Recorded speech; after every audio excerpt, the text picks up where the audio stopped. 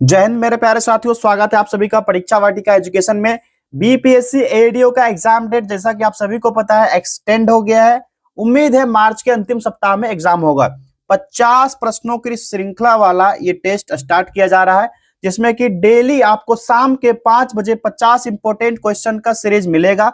फटाफट सारे लोग चैनल को सब्सक्राइब कर लीजिए और बेल आइकन को प्रेस कर लीजिए ताकि ये वीडियो का नोटिफिकेशन सबसे पहले आपको मिल पाएगा। अगर इसका पीडीएफ चाहिए तो आपको मिल जाएगा। परीक्षा वाटिका टेलीग्राम चैनल है, क्या परीक्षा वाटिका ये टेलीग्राम चैनल है, यहाँ पर इसका पीडीएफ मिल जाएगा या फिर व्हाट्सएप पर भी मिल जाएगा। 8676934039 इस नंबर पर व्हाट्सएप कीजिए, यहाँ पर भी इसका पीडीएफ आपको देखने को मिल जाएगा। तो सारे लोग सेशन को लाइक कर लीजिए। चलिए स्टार्ट करते हैं आज का टेस्ट। पहला प्रश्न है हमारा, देशांतर रेखाओं के संबंध में निम्न में से कौन सा कथन सत्य है। यहाँ स्टेटमेंट दिया गया, स्टेटमेंट को पढ़िए, उसके बाद बताइए यहाँ पर कौन सा स्टेटमेंट जो है करेक्ट दिया गया है। चलिए पहला स्टेटमेंट है 180 डिग्री याम्योत्तर तथा प्रमुख यामोत्तर मिलकर पृथ्वी को उत्तरी तथा दक्षिणी गोलार्ध में विभक्त करते हैं। ये वाला सही है, ये तो गलत हो गया। क्यों गलत हुआ बताएंगे अभी। जीरो देशांतर रेखा को अंतरराष्ट्रीय तिथि रेखा कहते हैं, ये वाला भी स्टेटमेंट गलत है। तीसरा है 180 डिग्री पूर्व और 180 डिग्री पश्चिम यामोत्तर एक ही रेखा पर अवस्थित है, ये वाला स्टेटमेंट जो है ना करेक्ट दिया गया है। प्रत्येक 1 घंटा 10 डिग्री देशांतर रेखा को दर्शाता है, ये वाला भी गलत दिया गया है। ठीक है, यहां पर ये कितना दर्शाएगा, 15 डिग्री देशांतर रेखा को दर्शाएगा। ये तो यहाँ पर गलत हो गया क्योंकि 10 डिग्री दिया गया था, 1 घंटा दर्शाता है। ये वाला जो दिया गया अंतरराष्ट्रीय तिथि रेखा कहते हैं, ये ना 180 डिग्री देशांतर को कहते हैं, ये वाला इसलिए गलत था। 180 डिग्री याम्योत्तर और प्रमुख यामोत्तर मिलकर पृथ्वी को उत्तरी तथा दक्षिणी गोलार्ध में विभक्त करते हैं, ये वाला नहीं होगा क्योंकि इन्हें समान भाग होता है, पूर्वी गोलार्ध और पश्चिमी गोलार्ध में विभक्त करता है, यानी कि किसी स्थान की देशांतरीय स्थिति के संदर्भ में पूर्व एवं पश्चिम लिखा जाता है। तो सी ऑप्शन इसका करेक्ट होगा। इंग्लिश मीडियम वालों के लिए एक क्वेश्चन रहा, लेकिन अभी हिंदी मीडियम का चल रहा है तो हिंदी का ही क्वेश्चन यहाँ पर कंप्लीट करवाया जाएगा। चलिए दूसरा प्रश्न है हमारा, निम्नलिखित में से कौन सी विशेषता आग्नेय चट्टानों के संदर्भ में सही नहीं है। नहीं को कोड कीजिए और बताइए यहाँ पर क्या राइट आंसर होगा। विकल्प सी इसका करेक्ट आंसर होगा, कम सिलिका की मात्रा वाली आग्नेय चट्टानें अम्लीय होती है, ये वाला करेक्ट होगा। और सिलिका की मात्रा कम होने पर चट्टान का रंग ना गहरा और अधिक होने पर हल्का होता है। और आग्नेय चट्टानें जो होती है प्राय क्या होती है, रवेदार होती है। क्या रवेदार चट्टान होती है आग्नेय। चलिए क्वेश्चन नंबर 3 देखेंगे। उष्णकटिबंधीय चक्रवात के संबंध में नीचे दिए गए कथनों पर विचार कर असत्य कथन की पहचान कीजिए। यहां पर इनकरेक्ट कहा जा रहा है, कूट देख लेते हैं। कूट नहीं दिया गया ना, चलो नहीं दिया गया है कूट। चलो एक काम तो हल्का हो गया, कूट नहीं दिया गया है। अब डायरेक्ट इसका करेक्ट आंसर हो जाएगा विकल्प सी, उष्णकटिबंधीय चक्रवातों में वातावरणों के कारण तापमान में विभिन्नता देखी जाती है। ठीक है, जो उष्णकटिबंधीय चक्रवात होते हैं ना, मुख्य रूप से 5 डिग्री से कितना 5 डिग्री से 15 डिग्री अक्षांश के मध्य दोनों गोलार्ध सागर के ऊपर निर्मित होते हैं और अब महाद्वीप के तटीय भाग को प्रभावित करने के बाद ये समाप्त हो जाते हैं, टाटा बाय बाय हो जाता है इनका। चलिए बढ़ते हैं अगले प्रश्न की तरफ। चौथा प्रश्न कहा जा रहा है, नदियों पर बने बांध को सुमेलित कीजिए और सूचियों के नीचे दिए गए कूट से सही उत्तर चुनिए। सही उत्तर चुनने को कहा जा रहा है। एक तरफ नदी दिया गया है, दूसरी तरफ बांध दिए गए, इसको मिलान करेंगे, उसके बाद कूट की तरफ देख लेंगे। नील नदी पर कौन सा बांध बना है, ये अश्वान बांध हो जाएगा, विकल्प दूसरा हो जाएगा। जाम्बेजी नदी पर बना है ये करीबा बांध, और नाइजर नदी पर जो बना है ये वाला हो जाएगा कैंजी बांध, और नीली नील पर बना है सेन्नार बांध। ये चौथा का चौथा होगा। जो आसवान बांध बना है ना, सबसे लंबी नदी है ये, कौन सी, नील नदी सबसे लंबी नदी है, लंबाई में सबसे अधिक है, लंबी नदी है। जाम्बेजी नदी पर जो करीबा बांध बनाया गया जिम्बाब्वे और जाम्बिया की सीमा पर अवस्थित है। कहां पर, ये जो है ना करीबा जिम्बाब्वे, शॉर्ट में लिख दूं जिम्बाब्वे प्लस लिख लीजिए कौन सा देश, जाम्बिया, जिम्बाब्वे प्लस जाम्बिया जे इसकी बॉर्डर पर ये है। और नाइजर नदी पर जो बना है, नाइजर नदी पर कैंजी बांध बनाया गया, ये नाइजीरिया में बहती है। कहां पर, ये नाइजीरिया में बहती है नदी।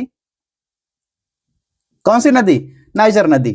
और नीली नील नदी के बारे में बताइए, सेन्नार बांध बनाया गया, ये झील है, इथियोपिया से निकलती है, ये जो है ना झील है, कहां का, इथियोपिया, इथियोपिया। चलिए तो कौन सा होगा भाई, 2, 3, 1 और 4 हो जाएगा, यही था ना मिलान किया हुआ, 2, 3, 1 और 4, विकल्प सी सही जवाब हो गया। चलो अगला प्रश्न देखते हैं। इकोसिस्टम्स के संदर्भ में निम्नलिखित में से कौन सा कथन सत्य है। सत्य कथन पूछा जा रहा है। इस प्रश्न का सही जवाब हो जाएगा विकल्प सी, क्या है, उत्पादक प्राथमिक उपभोक्ता से अधिक हैं, ये वाला ऑप्शन करेक्ट हो जाएगा। जो प्राथमिक उपभोक्ता होते क्या होते हैं, प्राथमिक उपभोक्ता जब भी होंगे तो ये शाकाहारी होते हैं। ये ध्यान है आपको, शाकाहारी होंगे और जो उत्पादक पर डिपेंडेंट रहते हैं। सामान्यतः जो इकोसिस्टम में उत्पादक होता है प्राथमिक उपभोक्ता से अधिक होता है, और महासागरीय जल में जो प्लवक होता है, प्लैंकटन होता है, ये उत्पादक होते हैं जो सौर ऊर्जा से अपना भोजन लेते हैं, यानी कि पोषक तत्व ग्रहण करते हैं और स्वयं तैयार कर लेते हैं भोजन। इसीलिए इसको ना ऑटोट्रॉफ्स कहा जाता है, यानी स्वपोषित भी कहा जाता है। किसको? प्लवक को। महासागर के संदर्भ में पूछा जाए तो प्लवक जो होता है ऑटोट्रोपस होता है। चलिए क्वेश्चन, अगला प्रश्न देखते हैं। क्वेश्चन नंबर 6 होगा ना। निम्नलिखित में से कौन सी फसल उत्तर भारत में खरीफ फसल है एवं दक्षिण व मध्य भारत में अर्ध शुष्क क्षेत्रों की प्रमुख खाद्यान्न फसल है? इसका प्रयोग मुख्यतः चारा फसल के रूप में किया जाता है। यह हो जाएगा ज्वार। विकल्प बी इसका करेक्ट आंसर होगा। और इसकी खेती ना खास करके महाराष्ट्र में ज्यादा होती है। कहां पर? महाराष्ट्र में। और इसके बाद अगर बात किया जाए तो दूसरे स्थान पर कर्नाटक हो जाएगा, फिर तीसरा स्थान मध्य प्रदेश, आंध्र प्रदेश, और कुछ भाग जो है तेलंगाना का, यहां पर भी इसका उत्पादन होता है। ज्वार ना उत्तर भारत में खरीफ ऋतु में और दक्षिण भारत में खरीफ और रबी दोनों ऋतु में उगाया जाता है, ये ध्यान रखना है। और खेती के चारे के लिए यूज होता है, जो गाय भैंस का ना चारा वगैरह होता है, इसके लिए यूज किया जाता है ज्वार का। चलिए 7वां प्रश्न है हमारा। बिहार में धारवाड़ क्रम की चट्टानें निम्न में से किस जिला समूह के अंतर्गत पाई जाती है? इस प्रश्न का सही जवाब होगा विकल्प ए, मुंगेर, जमुई, नवादा और गया जी। गया का नाम बदल दिया गया ना, गया जी होगा। धारवाड़ चट्टाने यहां पर होगा। अगर विंध्य चट्टाने पूछ लिया जाए तो कैमूर और रोहतास होगा। अगर विंध्य वाला चट्टान पूछा जाए भैया तो कौन कौन सा होगा? तो एक तो हो जाएगा कैमूर और दूसरा हो जाएगा रोहतास। तो कैमूर रोहतास वाले हाजिरी लगा देना, ठीक, ये ध्यान रखना आपको। चलिए क्वेश्चन नंबर 8 देखिए। पृथ्वी के घूर्णन के फलस्वरूप उत्पन्न होने वाले आभासी बल की क्या है? आभासी बल के कारण पवनें उत्तरी गोलार्ध में दाहिनी तथा दक्षिणी गोलार्ध में बाईं ओर विक्षेपित हो जाती है। उपयुक्त विवरण संबंधित है किससे? कोरियोलिस फोर्स से संबंधित है। विकल्प बी इसका करेक्ट आंसर होगा। और कोरियोलिस बल का नाम जो है ना जर्मन वैज्ञानिक कोरियोलिस के नाम पर ही दिया गया है। और इस बल के कारण क्या होता है? विषुवतीय वृत्त को पार करते ही जो व्यापारिक पवनें होती है, ये इसकी दिशा जो होती है दक्षिण पश्चिम से कैसे हो जाती है? नॉर्थ ईस्ट, यानी उत्तर पूर्व की ओर हो जाती है। ये ध्यान रखना आपको। क्वेश्चन नंबर 9 देखिए। जलोढ़ मृदा के संबंध में कौन सा कथन सही है? तो ये हो जाएगा विकल्प बी, पूर्वी तटीय मैदान और डेल्टाई क्षेत्र जलोढ़ मृदा से बने होते हैं। और भारत में जलोढ़ मृदा का विस्तार है ना कुल मृदा क्षेत्रफल का 43.436 होगा, 46 नहीं, 43.36% है कुल मिट्टी का। ये ध्यान रखना आपको। और ये ना नर्मदा और तापी नदी की घाटी जो है ना, जिसके पूर्वी और पश्चिमी तटीय मैदान में ज्यादा विस्तृत है इसका डेल्टा का क्षेत्र। चलिए 10वां प्रश्न यहाँ पर है। भारत की साक्षरता के संदर्भ में निम्नलिखित कथनों पर विचार कीजिए और सत्य कथन का चयन कीजिए। यहाँ पर कूट तो दिया नहीं गया है, सीधे यहाँ पर करेक्ट आंसर को चूज कर लेना। विकल्प सी इसका सही जवाब होगा। भारत में महिलाओं की साक्षरता दर कितनी है? 65.46% हो जाएगा। और 2011 की जनगणना में भारत की साक्षरता दर जो था 74.04% था, 04% था। और साक्षर जनसंख्या में जो 2001 की तुलना में 2011 में 14% की वृद्धि हुई थी। कितना? 14, यानी कि लगभग 60.04% 2001 में था, इसमें वृद्धि हुई थी। और यहाँ पर महिलाओं की साक्षरता दर के संदर्भ में 65.46%। अगर पुरुष का साक्षरता दर पूछ दिया जाए तो यहाँ पर महिला का है ना, अगर पुरुषों का पूछा जाए तो कुल जो है 74.4% का 82.14% पुरुष का साक्षरता दर हो जाएगा 2011 जनगणना के अनुसार, ठीक है। और सर्वाधिक साक्षर राज्य पूछा जाए तो केरल होगा। और केरल का साक्षरता दर जो है 2011 जनगणना में 94%, एक्यूरेट 94% है। और न्यूनतम साक्षरता वाला राज्य हो जाएगा यही अपना बिहार, 61.08% के साथ सबसे डाउन पर है, ठीक है। आप लोग ऑफिसर बनो, साक्षर हो सही से। और शिक्षा जो होती है ना बिहार में टॉप लेवल पर इस तरह से नहीं विकसित हो पाया है जैसा होना चाहिए। भले अधिकारी बन रहे हैं, एक ट्रेंड था कि IAS IPS बिहार से होते हैं, लेकिन अब वो ट्रेंड नहीं रहा है। उसमें भी आगे चले गए हैं यूपी वाले, राजस्थान, MP वालों की संख्या ज्यादा है बिहार वालों की तुलना में, ठीक। अगला प्रश्न देखते हैं आप। निम्न को सुमेलित कीजिए तथा कूट की सहायता से सही उत्तर का चुनाव कीजिए। एक तरफ दिया गया पक्षी विहार या पक्षी अभ्यारण्य, दूसरी तरफ संबंधित राज्य को मिलान करना है। जो रंगनाथिट्टू पक्षी विहार है ये कहां पर है? तो ये हो जाएगा कर्नाटका। तीसरा सलीम अली पक्षी विहार, जान गए, गोवा हो जाएगा। और भरतपुर पक्षी अभ्यारण्य हो जाएगा ये राजस्थान का, भरतपुर नाम से ही पता चल जाएगा। और सुल्तानपुर पक्षी अभ्यारण्य हो जाएगा हरियाणा का। जो ये है ना रंगनाथिट्टू कर्नाटक का मांड्या जिला है। कहां सा? कर्नाटक का जो मांड्या जिला है वहीं पर है ये, है ना। एक श्रीरंगपत्तनम जो है, याद है आप सभी को टीपू सुल्तान के बारे में, 3 किलोमीटर है वहीं से। और मैसूर से 16 किलोमीटर की दूरी पड़ती है, कावेरी नदी के बगल में ही है। सलीम अली पक्षी अभ्यारण्य जो है गोवा के ना चिराओ द्वीप है। गोवा का जो चिराओ द्वीप है, अक्सर क्वेश्चन बनता है चिराओ द्वीप के बारे में, वहीं पर है ये। ठीक, राजस्थान का तो भरतपुर जिला है, पक्षी दर्शन स्थल है ये। और सुल्तानपुर पक्षी अभ्यारण्य जो है ये कहां पर है? ये हरियाणा में है, हरियाणा के गुरुग्राम में। कहां पर? हरियाणा के गुरुग्राम में है ये। तो यहां पर राइट आंसर होगा 3, 4, 2 और 1। 3, 4, 2 और 1 देखिए भाई, विकल्प बी इसका करेक्ट आंसर हो जाएगा। चलिए आगे देखते हैं नेक्स्ट क्वेश्चन कौन सा होगा भाई। 12वां प्रश्न है, फिर से मिलान करने कहा जा रहा है। एक तरफ स्थान, दूसरे तरफ संबंधित राज्य दिए गए हैं, तो कौन सा स्थान जो मैग्नीज खदान के संदर्भ में है, कौन सा सही होगा? तो मिलान कर लेते हैं, उसके बाद देख लेंगे आगे क्या सही है क्या गलत है, बाद में देखेंगे। कौन सा सही सुमेलित है, मिलान नहीं करना है, सही सुमेलित इसमें हो जाएगा तुमकुर कर्नाटक जो है ये सही होगा। कालाहांडी जो है ये ओडिशा में अवस्थित है, ना कि छत्तीसगढ़ में। ये कहां पर हो जाएगा? ओडिशा। तो ये गलत है, जो गलत है ना उसको देख लेते हैं। ओडिशा हो गया। रत्नागिरी जो है, रत्नागिरी मध्य प्रदेश नहीं महाराष्ट्र लिखिए, ये महाराष्ट्र में है। तुमकुर कर्नाटक में हो गया। बालाघाट महाराष्ट्र में नहीं होगा, ये मध्य प्रदेश में अवस्थित है। कहां पर? मध्य प्रदेश में। तो सारे के सारे यहां पर देख लिए। तुमकुर जो है कर्नाटक में है, ये वाला सही है। और बालाघाट जो है ना मैग्नीज भारत में धारवाड़ शैल के प्राकृतिक ऑक्साइड के रूप में है ये बालाघाट, इसको ध्यान रखना है, ये बहुत इंपॉर्टेंट है। और मैग्नीज का सर्वाधिक उत्पादन जो होता है कहां होता है? ये ओडिशा में होता है, सबसे ज्यादा मैग्नीज उत्पादन ओडिशा में। चलिए 13वां प्रश्न देखते हैं। चरक संहिता निम्नलिखित में से किससे संबंधित है? ये चिकित्सा से संबंधित है। आप सभी को याद होगा आज से लगभग 2000 वर्ष पहले चरक नाम के प्रसिद्ध वैद्य हुए थे और उन्होंने ही चिकित्सा आरंभ किया था। चिकित्सा शास्त्र पर चरक संहिता नाम की किताब भी लिखी थी। चरक कहते थे कि मनुष्य के शरीर में 360 हड्डियां होती है, जो आधुनिक शरीर संरचना विज्ञान की 206 हड्डियों से काफी ज्यादा है। और संभवतः चरक ने अपनी गिनती में दांत और हड्डी को जोड़ करके, कार्टिलेज को जोड़ करके यह संख्या बताई होगी। तो ये सारा ये हो जाएगा, लेकिन हड्डियों की संख्या 206 हो सकता है इसने चरक ने सारा जोड़ कर बताया होगा। और चरक जो है कनिष्क के दरबार में चिकित्सक थे। किसके? कनिष्क के दरबार में। ठीक, और चरक के साथ नागार्जुन भी कनिष्क दरबार में रहते थे। कौन? चरक प्लस नागार्जुन, दोनों का नाम याद रखना आप, नागार्जुन। चलिए अगला प्रश्न देखते हैं। बुद्ध द्वारा पहली बार उपदेश देने की महत्वपूर्ण घटना की स्मृति में कहां एक स्तूप का निर्माण किया गया था? यह सारनाथ में हुआ था। विकल्प बी इसका करेक्ट आंसर होगा। और बुद्ध का जन्म आज से लगभग 2500 वर्ष पहले हुआ था। चलिए 15वां प्रश्न देखिए।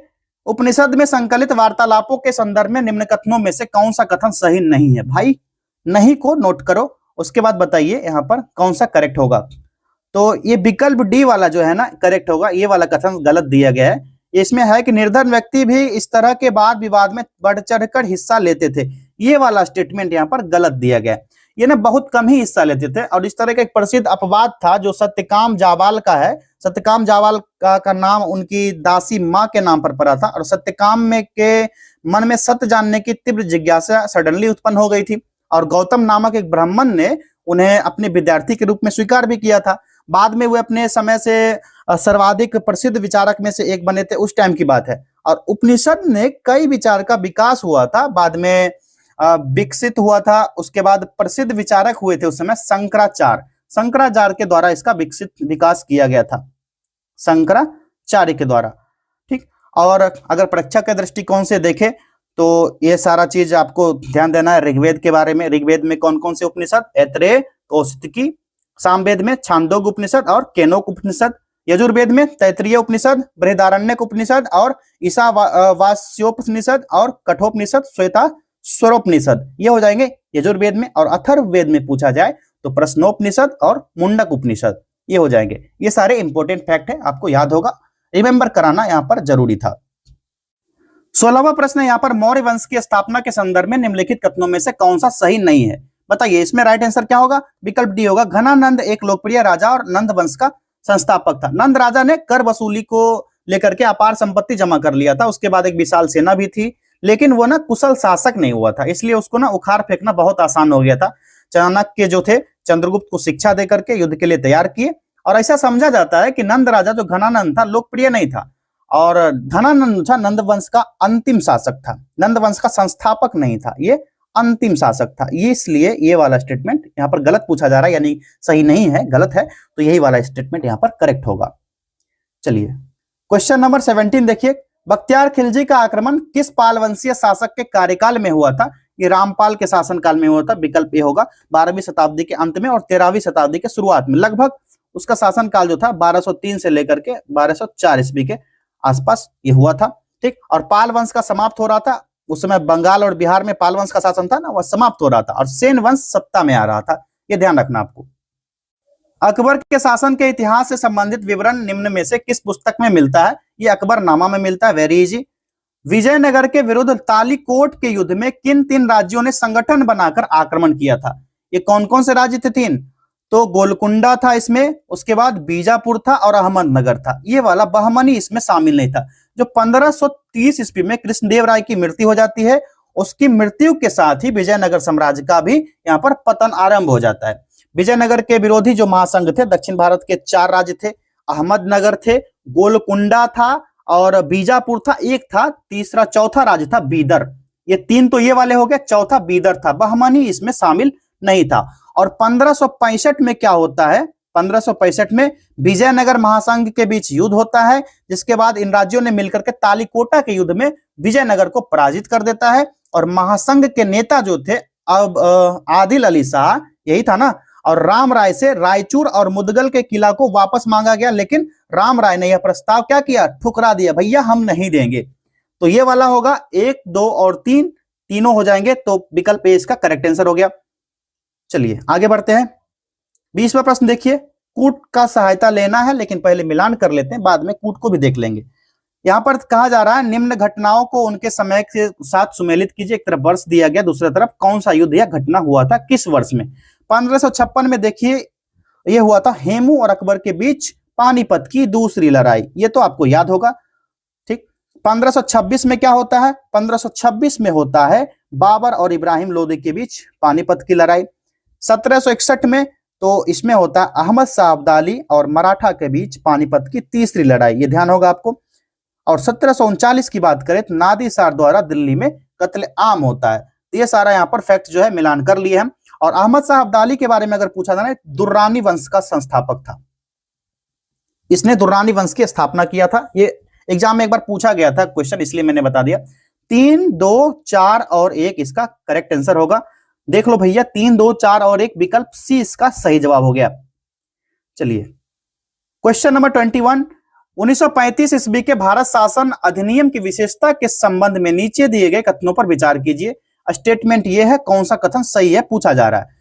मैं बार बार बोलता हूं, स्टेटमेंट को देखने से पहले कूट की तरफ भागो, कौन सा कथन सही है, या पूछ देगा सही नहीं है, असत्य है और सुमेल है, सुमेल कीजिए। तरह तरह की बातें होती है, तो यहाँ के लफड़ों से फंसने से अच्छा है पहले इसको पढ़ लो, उसके बाद देख लेना स्टेटमेंट, ताकि गलती ना हो। पहला स्टेटमेंट है, एक अखिल भारतीय संघ की स्थापना 1935 जो भारत शासन अधिनियम के तहत हुआ था। तो ये इसमें ना प्रांत और प्रांतीय स्वतंत्रता के आधार पर एक नई शासन प्रणाली की व्यवस्था की गई थी, ये वाला तो सही है। ब्रिटिश भारत की 50% जनता को मताधिकार प्रदान किया गया था, तो इसमें ना ये वाला गलत दिया गया है, ये स्टेटमेंट यहाँ पर गलत होगा। 1935 का अधिनियम जो था, इसमें जो 321 अनुच्छेद था 10 भाग में विभाजित था, जिसमें कि सर्वप्रथम केंद्र में द्वैध शासन लगाया गया और अधिनियम के द्वारा प्रांत की द्वैध शासन को समाप्त भी किया गया था। इसी अधिनियम के द्वारा बर्मा को भारत से अलग किया गया जो म्यांमार है, ठीक। और एक संघीय न्यायालय की स्थापना हुई। बिहार से उड़ीसा को 1936 में अलग किया गया, 1936 में इसी अधिनियम के तहत। जवाहरलाल नेहरू ने दास्ता का नया चार्टर कहा था, क्या कहा था? इसी अधिनियम को, 1935 अधिनियम को जवाहरलाल नेहरू ने दास्ता का चार्टर कहा था। किसने कहा था? जवाहरलाल नेहरू ने। तो यहां पर पहला स्टेटमेंट सही है और दूसरा तीसरा जो है यहां दिया गया है गलत दिया गया है। पहला स्टेटमेंट सही है, तो केवल एक इसका करेक्ट आंसर होगा, विकल्प ए। 22वां प्रश्न है, बिहार में सर्चलाइट समाचार पत्र के संपादक कौन थे? तो ये थे मुरली मनोहर प्रसाद, विकल्प बी करेक्ट आंसर होगा। और 1918 में द्वीप साप्ताहिक समाचार पत्र के रूप में इसका संपादन किया गया था, सर्चलाइट समाचार पत्र 1918, इस भी याद रखना। प्रथम विश्व युद्ध के दौरान कौन सा देश 1915 में ब्रिटेन के खिलाफ धुरी राष्ट्र में शामिल हुआ? ये कौन सा कंट्री था? बुल्गारिया था। विकल्प बी वेरी इजी, 1915 में बुल्गारिया धुरी राष्ट्र में शामिल होता है। तुर्क साम्राज्य 1917 में शामिल हुआ था। तुर्क का पूछा जाए अगर जो, तो 1914 में, 17 नहीं 14 में शामिल हुआ था। चलिए अगला प्रश्न है, 1939 में कांग्रेस मंत्रिमंडल ने 7 प्रांतों में से त्यागपत्र दे दिया, जिसका कारण था, इसका रीजन था कि ब्रिटिश सरकार द्वारा दूसरा विश्व युद्ध जो हुआ था, इस समय भारतीयों की सहमति के बिना भारत को युद्ध में शामिल कर लिया था। विकल्प डी इसका सही जवाब होगा। भारत के जो प्रतिनिधि थे इसमें शामिल नहीं होना चाहिए थे, और ब्रिटिश ने चूंकि अधिकार जमाया था इसलिए उसको शामिल भी कर लिया। और ब्रिटिश सरकार को यह मांग किया गया था कि हम लोग को शामिल नहीं किया जाए, लेकिन ब्रिटिशों ने क्या किया था ना, बहुत मनमानी किया था उस समय, मांग अस्वीकार कर दिया। उसके बाद मंत्रिमंडल ने नवंबर 1939 में इस पे इस्तीफा भी दे दिया था। चलिए क्वेश्चन नंबर 25, 1930 ईस्वी में ब्रिटिश सरकार द्वारा लंदन में पहले गोलमेज सम्मेलन का आयोजन किस उद्देश्य हेतु किया गया था? किस उद्देश्य हेतु किया गया था बताइए? तो संवैधानिक सुधार पर चर्चा के लिए। तो विकल्प सी इसका करेक्ट आंसर होगा। 1930 से 32 तक हुआ था गोलमेज सम्मेलन, याद होगा 1930, 31, 32 तीनों गोलमेज सम्मेलन के बारे में पता होगा। पहला जो हुआ था 1930 जनवरी 1931 तक चला था, दूसरा हुआ था 1931 से दिसंबर 1931 तक, और तीसरा जो हुआ था नवंबर से दिसंबर 1932 में चला था। तीनों गोलमेज सम्मेलन के दौरान ब्रिटेन के प्रधानमंत्री कौन थे? रेमसे मैकडोनाल्ड थे। महात्मा गांधी जो थे 1931 के दूसरे गोलमेज सम्मेलन में कांग्रेस का नेतृत्व किए थे, सेकंड में एमजी गए थे, यानी महात्मा गांधी दूसरे में गए थे 1931 में। नेक्स्ट क्वेश्चन है, असहयोग आंदोलन के दौरान देश भर में आंदोलन हुए, इन्हीं में से मोपला विद्रोह भी एक प्रमुख विद्रोह था। मोपला विद्रोह किस क्षेत्र से संबंधित था? ये केरल का था मोपला विद्रोह, ठीक है, केरल का था। और बर्बरतापूर्ण अत्याचार किया गया था। इसका उदाहरण है कि जब मोपला कैदी को रेल वैगन में ठूंस करके एक जगह से दूसरे स्थान ले जाया जा रहा था, तो दम घुटने से ना 67 लोग की मृत्यु हो गई थी, जो कि मोपला थे। इससे ना बहुत आहत हुआ था, उसी समय यह विद्रोह चलाया गया था। इसको ना मालाबार विद्रोह के नाम से भी जानते हो आप लोग, मालाबार विद्रोह भी पूछा जाए तो यही है, मालाबार विद्रोह भी कहा जाता है। और 1921 में केरल के मालाबार क्षेत्र में हुआ था। केरल का जो मालाबार का क्षेत्र है 1921 में यहीं पर हुआ था मोपला या मालाबार विद्रोह। चलिए 27वां प्रश्न है, महात्मा गांधी ने अपनी किस पुस्तक में ब्रिटिश संसद को बांझ और वैश्या कहा था? ये हिंद स्वराज था। विकल्प ए ही इसका राइट आंसर होगा। और यह पश्चिमी सभ्यता और आधुनिक औद्योगिकरण की आलोचना के संदर्भ में कहा था, जहां उन्होंने भारतीय स्वशासन यानी स्वराज और आत्मनिर्भरता पर जोर भी दिया था, और टिप्पणी किया था कि ब्रिटिश संसदीय प्रणाली की खोखली प्रवृत्ति जो है भारतीयों के सहयोग से चलने वाले उसके औपनिवेशिक तंत्र पर उनकी गहरी असहमति को दर्शाती है। और जो हिंद स्वराज गांधी जी के द्वारा 1909 ईस्वी में, कब 1909 में इंग्लैंड से दक्षिण अफ्रीका की यात्रा के दौरान एक जहाज में लिखी गई थी ये चीज, क्या? हिंद स्वराज, ये वर्ड जो है ना 1909 में लिखा गया था, हिंद स्वराज। 28वां प्रश्न, पीएम सूर्य घर मुफ्त बिजली योजना मुख्य रूप से किस उद्देश्य पर केंद्रित है? तो सही जवाब होगा घरों द्वारा रूफटॉप सोलर अपनाने को बढ़ावा देना। वेरी इजी, विकल्प सी इसका करेक्ट आंसर हो जाएगा। शेड्स ऑफ सैफरन पुस्तक के लेखक कौन है? तो सवा नकवी, ये हो जाएगा विकल्प ए, सवा नकवी इसके लेखक हैं। बढ़ते हैं नेक्स्ट क्वेश्चन की तरफ। 30वां प्रश्न है यहाँ पर, वित्तीय वर्ष 2025-26 में बिहार बजट का आकार पिछले वित्तीय वर्ष 2024-25 की तुलना में कितना अधिक है? इसका राइट आंसर होगा 38,169.30 करोड़। तो ये विकल्प बी इसका सही जवाब हो जाएगा। चलिए नेक्स्ट क्वेश्चन है, भारतीय प्रधानमंत्री द्वारा रूसी राष्ट्रपति व्लादिमीर पुतिन को भेंट की गई सोहराई पेंटिंग किस भारतीय राज्य से संबंधित है? इस सोहराई पेंटिंग जो है ना भैया, ये झारखंड का है। विकल्प ए इसका राइट आंसर होगा, जो हजारीबाग जिला में इसका बनाया जाता है। हजारीबाग में, झारखंड का हजारीबाग जिला है, ठीक है। इसमें ना कृषि और धार्मिक जीवन शैली को दर्शाया गया है, और अपनी सांस्कृतिक अहमियत के कारण एक जिला एक उत्पाद यानी one district one product ODOP इस योजना में शामिल है, ठीक है। और इस तरह इस जो ये पेंटिंग है ना, इसमें ना लाल, पीला, काला, सफेद, ये 4 रंग होते हैं। कौन कौन सा? रेड, और दूसरा कौन सा बताओ? 4 कलर है ना, 4 कलर में कौन कौन से होंगे? तो रेड हो जाएगा, येलो होगा, व्हाइट एंड ब्लैक। ये 4 RYW भी याद रखना आप सभी को। कायाकल्प योजना किस मंत्रालय द्वारा शुरू की गई है? तो यह स्वास्थ्य और परिवार कल्याण मंत्रालय, वेरी इजी, विकल्प सी। दिसंबर 2025 में 23वें भारत रूस वार्षिक शिखर सम्मेलन की मेजबानी किस देश ने की? करेक्ट आंसर इसका हो जाएगा विकल्प बी, भारत ने किया था। पुतिन की हाल ही में भारत यात्रा हुई थी और दोनों देश के बीच रणनीतिक बातचीत को निरंतरता से दर्शाया भी गया है इसमें।